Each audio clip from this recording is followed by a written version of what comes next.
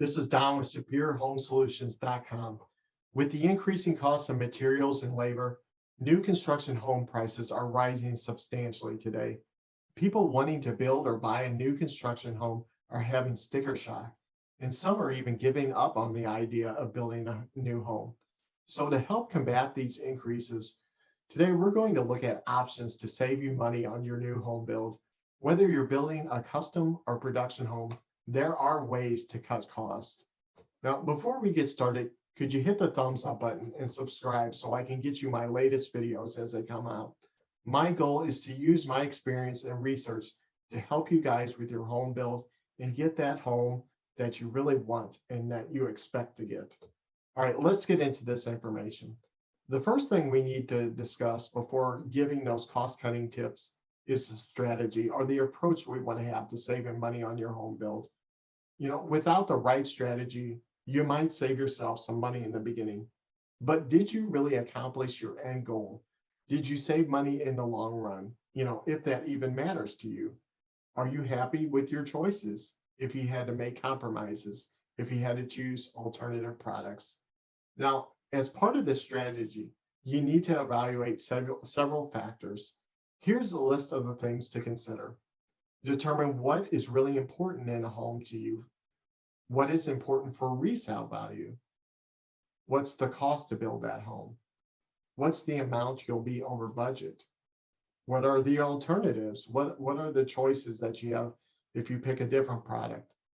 And what is the cost to change those items out if you choose alternatives?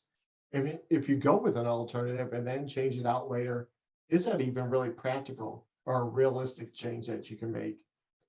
Think about this. If you need to make significant cuts to features of the home that you really wanted, or that will cost too much later to change, does that make sense to you? Is it worth it to you anymore?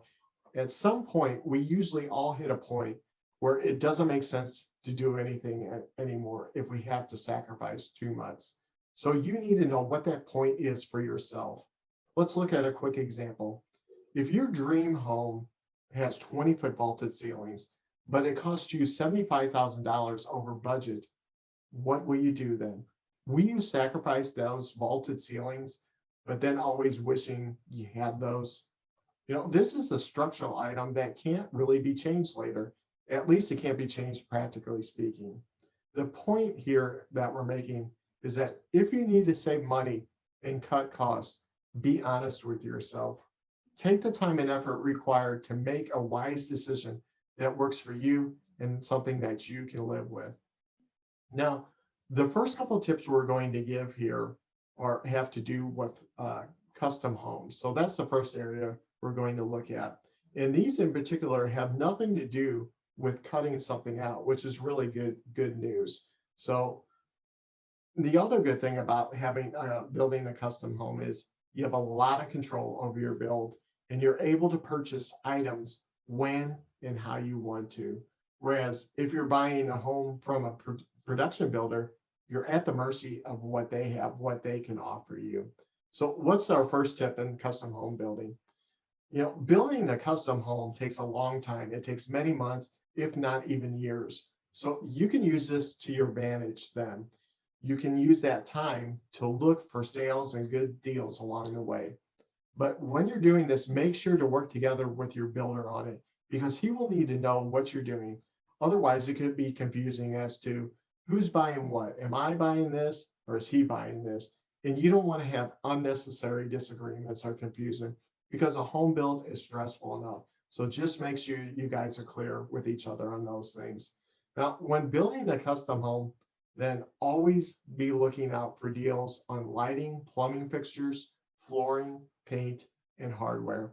Really, it comes down to anything that is considered a finished item. Always be looking out for deals on those items. Now, our next tip in this area on custom homes involves the really hot topic of lumber these days. Lumber is having massive price increases and price fluctuations, and new construction home buyers are really feeling this. But there are a few tactics that you can use to help combat this problem. First one, if the price is down, find a way to lock in the price. Now, one way to do this for sure might mean actually purchasing the lumber before you even need it, but it could save you tens of thousands of dollars. So consider that. The second way, look at the lumber futures. Now, this is a good indicator of what lumber prices will do at the lumber supplier in the near future. So in the futures, are they trending down? Then maybe wait to see then if the price comes down at the lumber supplier. Are the lumber futures trending up? Maybe you should buy lumber at the supply house now then. Here's our third tactic, and it is to consider lower quality lumber. Now, this is an area I really don't like to compromise on because it can really affect the quality, especially the finished look of that house. It makes the job a lot harder for the framers and for the other subcontractors as well too. But if you find a supplier and a framer who will work with you on this, it could save you some money. One of the key things is when you're looking for lumber that's not of a high quality, make sure to talk to your supplier to make sure that they will take back all that junk lumber. Otherwise, you could be defeating the whole purpose of buying cheaper lumber. The next tip is for those who want to build a custom home, but they found out it's really not feasible, it's not possible because it's out of their price range.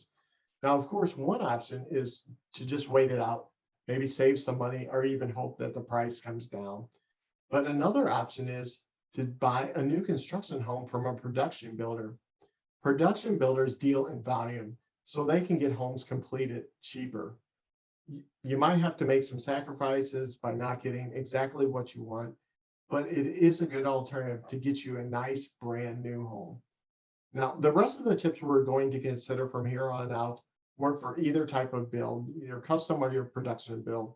Just keep in mind that this list is not all inclusive. We can't cover everything because literally almost everything in a house has an option, but it covers most of the standard big ways that you can save money on a home build. And it also varies depending on the builder and the options that they have available to you. So you might have more or you might have a few less options available based on what we're giving here. Also remember that with a production builder, you actually have the option of just going with that very base model without any upgrades or options. Yes, it's a no frills house, but it gets you once again into having that brand new home. All right, let's go over some ways to save you money on your home build. Now, one of the biggest ways to cut costs and save money, once again, the good thing is it has nothing to do with cutting something out. It's getting a great mortgage rate, something that all of us can do. Try and get a better rate by shopping around. If you're getting a loan on your house, you can save tens of thousands of dollars over the years by shopping around for the best mortgage rate today. Getting 1% less may not sound like much percentage wise, but it can save a big amount of money on a home loan. And if your credit is keeping you from getting a great rate, then work on getting your credit score higher. You know, the effort you put into getting a great rate will pay off in the long run. So work on doing that. Another big way to cut costs is on a new construction and home is by keeping a simple floor and roof plan. You know, the more corners, angles, the taller it is, the more open and long spaces you have, the more fancy features you put in, and the more square footage you add to the house. All these things makes the price jump. And this also includes the extra expensive things like porches and garages. Now, garages are pretty standard today. We know that. But do you really need the 3 and even 4-car garage or even more? Now, flooring in a house is another area where you can save money, but flooring goes from super cheap to super expensive. It could be $1 a foot or it could be $50 a foot. And because a house has so many square feet to cover, this could end up saving you a huge amount of money, well into the thousands of dollars. Now, the only problem here is that, like many cheap products in life that don't last long or don't hold up because they were made cheaply, the same can definitely be true of cheap flooring. You know, think about flooring. It gets constantly walked on. So if it's not made well, what's going to happen? It won't last long and you'll be replacing it soon. Now, a couple of good options here to save money, but get that durability is to go with a quality vinyl floor in your wet areas. And then in your dry areas, go with quality carpeting in the rest of the house. Our next area is cabinets and countertops. There are two more items where you can cut significant costs. Now, the good thing is that many of the cheaper countertops today, they actually look really nice and are durable. No, they're not granite, they're not quartzite, but for the price, they are really hard to beat. And as far as cabinets, there's some nice basic ones out there that are inexpensive. You might not get cabinets that go all the way up to the ceiling or get those soft closes or the multiple pull-out drawers, but you can get good, decent wood cabinets. What's our next way? Well, another expense where you can really save some money is with your HVAC. Many homes today have what's called dual zones, which means they have to have two HVAC units as well too. Now, even though the units may be smaller for those two zones, it still usually costs more than having just one large unit. Now, in this situation, if you just have one zone and one unit, your house may not be exactly the same temperature throughout, or it may not be as efficient, but you will probably save yourself thousands of dollars by only having one unit. Next, windows are another feature where you could save some serious money. Now, I'm not suggesting to go with the cheapest, poor quality window out there, but some of the windows today are insanely expensive. If you want black frames or a high-end unit, one that has triple pane, you are going to pay dearly for those. But most of the time, a mid-range white vinyl, or even if you want to step up to fiberglass, will do the job just fine for you and look nice. Also consider within windows eliminating unnecessary ones. These windows, they not only add cost to the house when you add some, but they're actually more efficient when you add windows than having just an insulated wall in that area. So really, you're getting a double savings in those areas of saving on windows. The next cost saver is something a lot of homeowners, they have them, but they rarely use them. That's a fireplace. Yes, fireplaces, they're nice, warm, and cozy, but do you really use it or will you use it? A fireplace is a large, unnecessary expense, especially if it just sits there. So think about also too, if you're not living in a really cold region, do I need that fireplace? Will I use it? Next is electrical and plumbing fixtures, where we can really save some money. Now, fancy fixtures can easily cost thousands of dollars.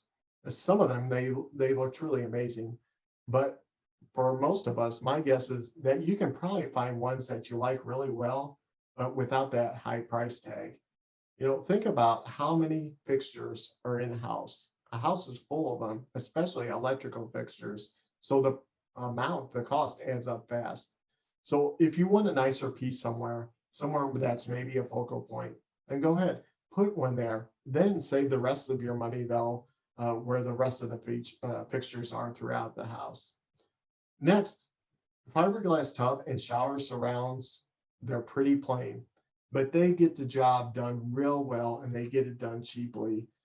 Think about tiling a shower and the expense that goes into it, or any tiling for that matter. It's really costly in labor, and the tile itself can be really expensive. So if you're not concerned with having a decked out bathroom, save yourself some money with the showers and tub surround. Now, the final area for saving money on your home is the outside of the house. And we'll look at a few different areas here on the outside. The first item we'll consider are the exterior wall finishes. Now, the cheapest, but still very durable and attractive, is vinyl siding. Everything else is going to cost you substantially more. Brick, board and batten, hardy board, all those things cost a lot more than good vinyl siding. The second expense is doing a backyard patio instead of a deck. And actually, this is something you could do yourself later down the road if you wanted to not do it at all at this point. Putting in your own paver patio, it's usually not that difficult for most people, and it will save you, once again, thousands of dollars, especially over the cost of a deck. The third point we'll consider on there outside of the house is landscaping. Having a professional landscaper do your yard is not cheap, but this is something, once again, you can probably do for yourself and for a fraction of the cost. You buy some plants, some grass seed, and some straw, and you're on your way to having a great yard. Even if you want to put a little sod somewhere in a section, especially if you have a dog, you can have it delivered or pick it up yourself and then lay it yourself as well too, and have your own little spot of paradise there. So almost everything when you think about it in a home build has options. So you need to weigh the pros and the cons of each of them, the cost, the practicality of changing it out later, and what you can live without and what you just can't live without. Many times you can still get a house you're really happy with. You might have to make some adjustments here or there when you save some money, but a lot of the times you can still be happy with the house you get. And if you can't, if you're not happy, you can't get what you really want, or you'll be unsatisfied, maybe then just wait a bit and save up. Just evaluate your home building scenario. Make the decision that's right for you. I hope this information helps. Have a great home building journey, and we'll see you in the next video or at superiorhomesolutions.com.